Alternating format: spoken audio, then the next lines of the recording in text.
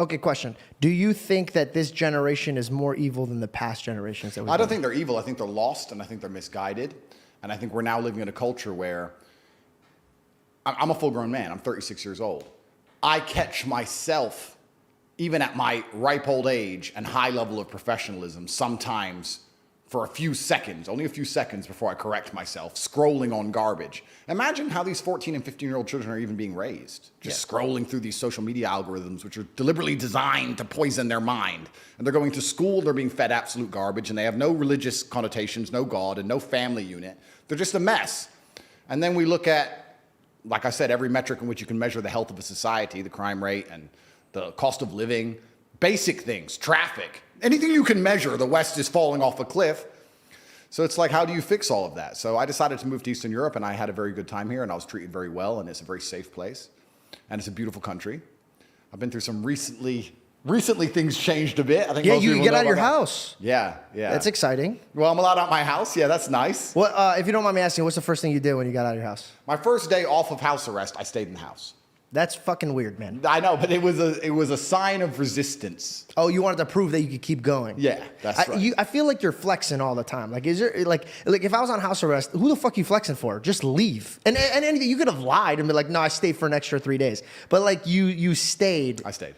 Just to prove a point. Yeah, Now, was it for your lie. brother or was it for your? No, I was just joking about the lie. Yeah. Actually, I have it in my notes because I know that you don't like lying, and I have a story about lying. I was I'm not gonna mention his name out of respect for him, but he took me on his jet. We were having a great time. We were about to do business together. Yep. We were courtside, and he made a comment about one of the basketball players. He's like, well, he's a little bitch because he told his teammate was cheating and got him in a scandal. Yeah. And I said, well, the other man was cheating. He was lying. Yeah. And he turns to me and he goes, if you have a problem doing business with people that cheat, you'll never work. And I, one, stopped immediately wanting to work with this guy. Two, my provider is God, nobody else. Yep. So it comes with morals. Yep. If you're gonna cheat on a woman that you're building a life with and being fruitful with, what the fuck are you gonna do to me? Well, that's very true, and that's very valid. But I'll play devil's advocate here. What the other guy said about if you have problems doing business with somebody who cheats, you're never gonna do any business. Unfortunately, he's also pretty right because it's but rife. not with partners though. I don't feel like you want to get in business with a partner. I mean, think about this. He shares a family bloodline with the person that he's robbing. Yeah, I'm nothing to him. that's true, and that is infallible logic. So how can I even? For me, my girl, right? She's my partner. Yeah. I couldn't focus if I had to come do this interview with you, and I know she's out somewhere. Now I have to think about what she's doing. It's taking away from me. Yeah. So if I'm breaking bread with a man and I'm doing business with him, I can't sit around wasting my time thinking about what he's doing. And you're completely right, and I totally understand that. But as a honest individual, I have to sit here and be honest and analyze myself and analyze my own romantic relationships. Am I completely faithful in the traditional sense? No. Why is that? That's a good question.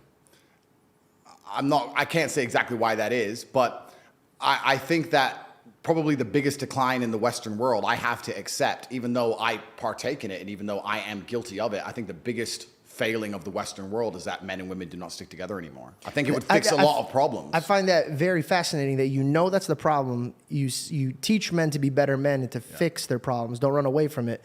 But you know that monogamy is a challenge for you, but you don't want to... It's not a challenge. Monogamy is not a challenge for me. Monogamy is a decision that every man must make. But for you to make that decision, you have to sit down and decide that, this woman is worth me being monogamous to, which is fine. I think the biggest struggle that men have in the Western world today is finding a woman who they believe is worth being monogamous to. I don't think men have a problem with monogamy as much as men have a problem finding a woman who they truly believe they should be monogamous to. Also,